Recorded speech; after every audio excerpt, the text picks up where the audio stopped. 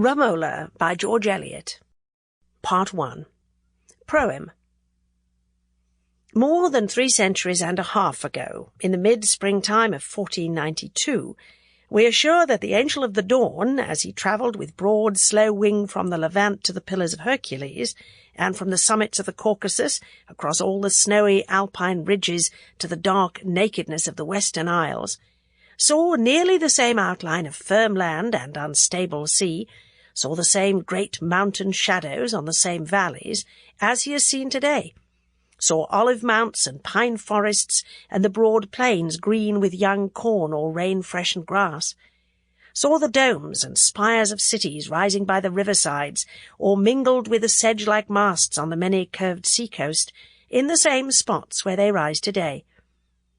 And as the faint light of his course pierced into the dwellings of men, it fell as now on the rosy warmth of nestling children, on the haggard waking of sorrow and sickness,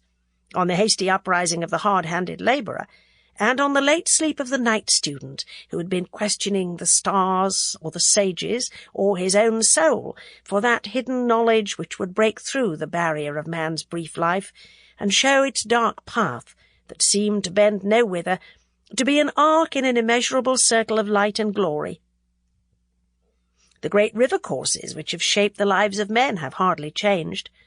and those other streams, the life currents that ebb and flow in human hearts, pulsate to the same great needs, the same great loves and terrors. As our thought follows close in the slow wake of the dawn, we are impressed with the broad sameness of the human lot, which never alters in the main headings of its history: hunger and labour, seed-time and harvest, love and death. Even if, instead of following the dim daybreak, our imagination pauses on a certain historical spot and awaits the fuller morning, we may see a world-famous city which has hardly changed its outline since the days of Columbus, seeming to stand as an almost unviolated symbol amidst the flux of human things,